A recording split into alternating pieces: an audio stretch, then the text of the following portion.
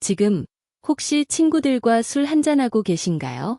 만약 그렇다면 이 영상을 끝까지 보신 뒤에는 아마 그 술잔을 조용히 내려놓게 되실지도 모릅니다. 안녕하세요. 저는 지난 20년간 진료 현장에서 어르신들의 건강을 지켜온 박현석입니다. 저는 그동안 수많은 환자분을 진료하면서 술이라는 것이 우리 몸을 어떻게 소리 없이 무너뜨리는지를 직접 목격해왔습니다. 딱 한 잔쯤이야 괜찮겠지라며 가볍게 시작했던 분들이 결국 병원 침대에 누워 뒤늦은 후회를 하시는 경우를 수도 없이 보았습니다. 얼마 전 이런 일이 있었습니다. 68세인 유모 환자분이셨는데요. 평소 드시던 약이 있음에도 불구하고 저녁 식사 자리에서 소주를 드셨습니다. 그런데 집에 돌아가신 후 갑자기 어지러움을 호소하시더니 의식이 흐려지기 시작했습니다. 가족분이 발견하고 급히 응급실로 모셔왔을 때는 혈압이 위험할 정도로 급격히 떨어진 쇼크 상태였습니다. 다행히 응급치료를 잘 받으셨지만 그 아찔했던 순간은 아직도 생생합니다. 단순히 술도 잔이었습니다. 하지만 65세 이후에는 그 작은 두 잔이 생명을 위협하는 치명적인 순간이 될 수 있다는 사실을 다시금 뼈저리게 느꼈습니다.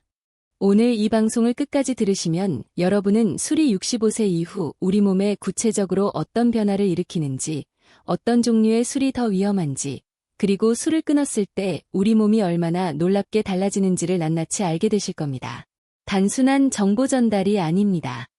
이것은 여러분의 앞으로의 삶을 바꾸는 중요한 선택의 기준이 될 것입니다. 그러니 오늘만큼은 꼭 끝까지 함께 해주세요. 지금 이 순간이 여러분의 건강 운명을 바꾸는 시작점이 될 수 있습니다. 내용에 공감하신다면 구독과 좋아요 버튼도 꼭 눌러주세요. 여러분 한 분 한 분의 작은 관심이 더 많은 분께 이 중요한 건강 이야기를 전하는 큰 힘이 됩니다. 댓글로 여러분의 금주 다짐이나 경험담을 남겨주시면 같은 고민을 하는 다른 분들께도 큰 격려가 될 것입니다. 그럼 이제 본격적으로 시작해 보겠습니다. 본론 1. 노년기 음주의 위험성, 4가지 신체 변화. 오늘의 핵심 주제는 바로 별표 노년기의 술. 왜 그 한 잔이 치명적인가 별표입니다. 많은 분이 나이가 들면서 이런 말씀을 하세요. 예전에는 소주 한 병도 거뜬했는데 요즘은 반병만 마셔도 머리가 띵하고 다음 날까지 힘들어요. 혹시 여러분도 그렇게 느끼시나요? 이게 단순히 체력이 떨어져서 생기는 현상일까요? 아닙니다. 여기에는 의학적으로 아주 분명한 이유가 있습니다. 첫 번째, 술을 분해하는 간 능력이 급격히 저하됩니다. 우리 몸에서 술을 처리하는 가장 중요한 공장은 간입니다. 간 속에는 알코올 탈수소 효소라는 일꾼이 있어서 술을 분해하는데요. 나이가 들면서 특히 50세 이후부터는 이 일꾼들의 활동량이 현저히 줄어듭니다. 쉽게 말해 젊었을 땐 소주 2잔을 마셔야 치기가 왔다면 지금은 한 잔만 마셔도 간이 처리를 못해 똑같이 취하게 되는 겁니다. 더 큰 문제는 65세 이상에서의 습관적인 음주가 간 건강에 미치는 악영향입니다. 연구에 따르면 고령자의 지속적인 음주는 간이 딱딱해지는 간 섬유화를 가속하고 이미 있던 간 질환을 급격히 악화시킵니다. 특히 약을 드시는 경우가 많은데 술과 약이 섞이면 간에 가해지는 부담은 배가 됩니다. 단순히 간을 지치게 하는 수준이 아니라 실제로 간을 망가뜨리고 병을 앞당긴다는 뜻이죠. 두 번째 이유는 몸속 수분량의 감소입니다. 여러분, 술은 수용성 독소입니다. 물이 많으면 희석이 되어 몸이 버티기가 수월하죠. 그런데 나이가 들면 근육이 줄어들면서 몸속에 저장된 수분도 같이 줄어듭니다. 이 말은 곧 똑같은 양의 술을 마셔도 젊을 때보다 혈중 알코올 농도가 훨씬 높게 치솟는다는 뜻입니다. 미국 존스 홉킨스 의대 연구진의 장기 추적 연구에서도 중년기부터의 지속적인 음주는 노년기 인지 기능에 심각한 타격을 주는 것으로 확인되었습니다. 뇌세포가 지속적으로 파괴되면서 기억력이 떨어지고 치매 위험이 커지는 것이죠. 한번 손상된 뇌세포는 절대 다시 회복되지 않습니다.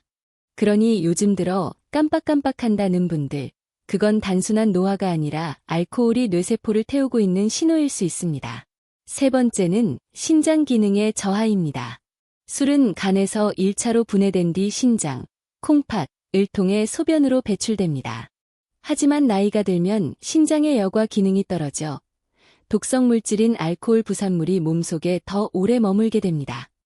실제로 40대 성인에 비해 70대 어르신의 알코올 처리 속도가 현저히 느리다는 연구 결과도 있습니다. 젊을 땐 하루면 빠져나가던 술독이 노년기에는 이틀 이상 몸속을 떠돌며 곳곳을 공격한다는 뜻입니다. 그래서 하루가 지났는데도 속이 더부룩하고 머리가 무거운 겁니다. 마지막 네 번째, 혈관의 취약성이 높아집니다. 나이가 들면 혈관벽이 낡은 고무호스처럼 약해집니다. 이때 술을 마시면 혈관이 확장되었다 수축하며 혈압이 널뛰기를 하고 작은 충격에도 뇌혈관이 터지거나 막힐 수 있습니다. 국내 연구에서도 65세 이상의 음주는 뇌혈관 질환 발병 위험을 크게 높이는 것으로 나타났습니다. 제가 만났던 76세 김용현 어르신의 사례가 생각납니다. 평소 나는 적당히만 마신다고 자부하셨던 분이었죠. 하지만 어느 추운 겨울날 지인들과 술을 드시고 귀가하시다가 갑자기 쓰러지셨습니다.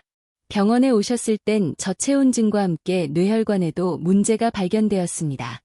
술이 체온 조절 중추를 마비시키고 노화된 혈관에 무리를 준 결과였습니다. 다행히 고비를 넘기셨지만 지금도 꾸준한 관리가 필요한 상태입니다. 여러분, 오늘 말씀드린 이 4가지, 간 해독 능력 저하, 체내 수분 감소, 신장 기능 저하, 혈관 취약성. 이 4가지가 합쳐지면 65세 이후의 음주는 더 이상 단순한 여가가 아닙니다. 간을 지치게 하고 신장을 망가뜨리며 뇌세포를 죽이고 심혈관을 위협하는 유해 물질 섭취 행위가 되는 것입니다. 한두 잔쯤은 괜찮겠지라는 생각이 얼마나 위험한 착각인지 아시겠지요? 본론 2. 주종별 위험성 분석, 소주, 맥주, 양주, 막걸리. 자, 그럼 지금부터는 조금 더 구체적으로 들어가 보겠습니다. 우리가 흔히 접하는 소주, 맥주, 막걸리, 양주. 과연 어떤 술이 더 위험할까요? 그리고 65세 이후엔 더 치명적일까요? 많은 분이 이렇게 물으십니다. 당연히 도수가 높은 소주가 더 해롭지 않나요? 하지만 연구 결과를 보면 이야기는 그렇게 단순하지 않습니다. 먼저 맥주를 살펴보겠습니다. 겉보기엔 도수가 낮아 안전해 보입니다. 하지만 맥주에는 다른 주류보다 퓨린 성분이 압도적으로 많이 들어있어 통풍과 신장질환의 위험을 높입니다.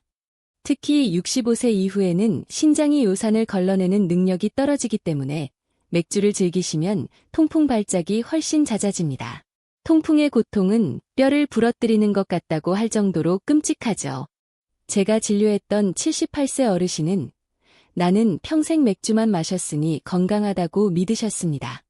하지만 어느 날부터 발가락과 발목에 극심한 통증이 찾아왔고 검사 결과 통풍과 관절염이 심각하게 진행된 상태였습니다. 맥주는 물 같은 거 아니었나요? 라며 당황하시던 그 표정이 아직도 잊히지 않습니다. 다음은 소주입니다. 소주는 16에서 20도 정도의 고도수 술입니다. 이는 위장과 식도 점막에 직접적인 화학적 화상을 입히는 것과 같습니다. 노년기에는 위산 분비가 줄고 점막 재생 속도가 느려 이 타격이 훨씬 큽니다. 위염, 위궤양, 심하면 위암으로 이어질 수 있죠. 더 무서운 건 공복에 마시는 소주입니다. 빈속에 들어가면 알코올 흡수 속도가 2~3배 빨라져 간을 거치지도 않고 뇌로 직행합니다. 그래서 딱 한두 잔 마셨는데도 머리가 핑 도네 하는 경험을 하게 되는 겁니다. 제 환자였던 72세 이진호 어르신도 은퇴 후 적적한 마음에 매일 저녁 소주 반병을 드셨습니다. 처음엔 소화불량인 줄 알았지만 나중에 심각한 위궤양이 발견되었죠. 조금씩이라도 줄일 걸 너무 후회된다고 하셨지만 그 조금씩이 쌓여 큰 병이 된 것입니다. 그렇다면 맥주와 소주 중 무엇이 더 해로울까요? 정답은 별표 둘 다 위험하다 별표입니다. 맥주는 퓨린 때문에 통풍과 신장 질환을 부르고 소주는 고도수 때문에 위장과 뇌를 망가뜨립니다. 한쪽이 낫다고 할 수 없습니다. 노년기에는 둘 다 치명적입니다. 그럼 비싼 술, 양주는 어떨까요? 위스키나 브랜디는 좋은 술이라 뒤끝이 없다는 속설이 있죠. 숙성 과정에서 불순물이 제거되는 건 맞습니다. 하지만 문제는 별표 도수 별표입니다. 40도가 넘는 독주입니다. 소주의 2배, 맥주의 10배죠. 노화된 식도와 위장 점막에 40도짜리 알코올을 붓는 건 살갗에 뜨거운 물을 붓는 것과 다름없습니다. 게다가 양주가 분해될 때 나오는 아세트알데하이드 양은 막걸리보다 훨씬 많아 뇌세포 깊숙이 침투해 기억력 저하와 수면장애, 불안증을 유발합니다. 68세 박정철 어르신은 좋은 술은 약이다라며 매일 밤 양주를 한 잔씩 즐기셨지만 결국 식도에 심각한 염증과 손상이 발견되었습니다. 비싼 술이 내 몸을 지켜주지는 않았던 겁니다.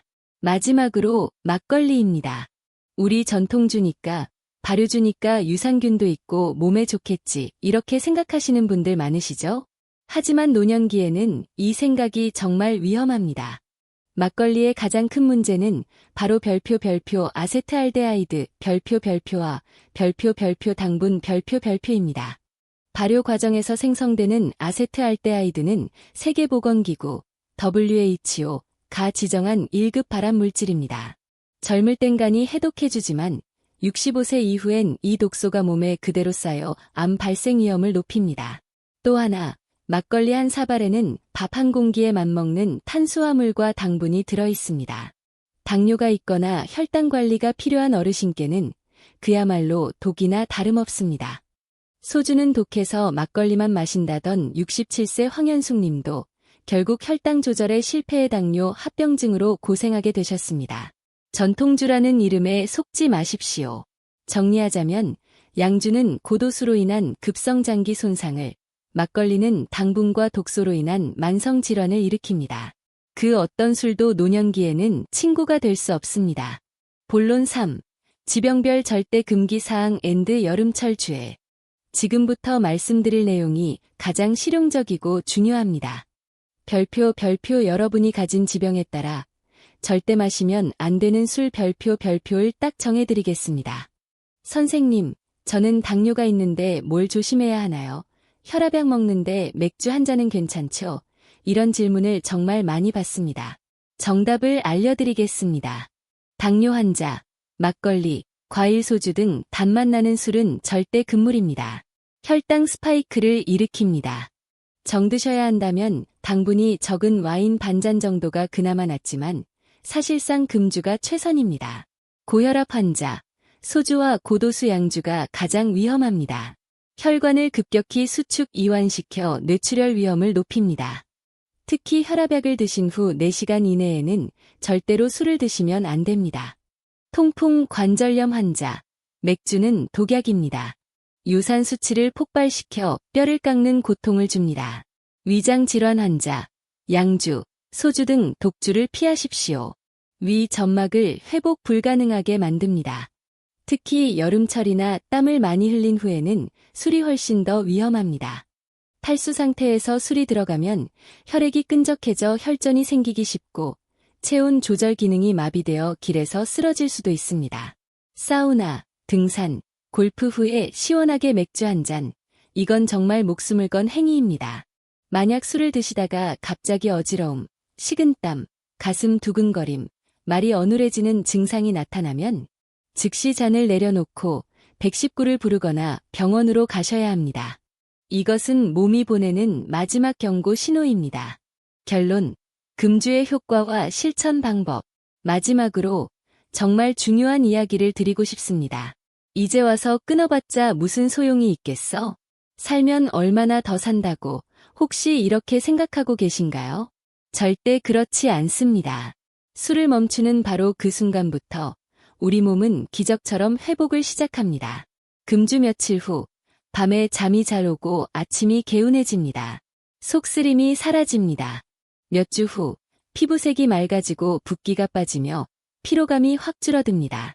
한 달 후, 혈압이 떨어지고 간 수치가 정상으로 돌아오며 체중도 줄어듭니다.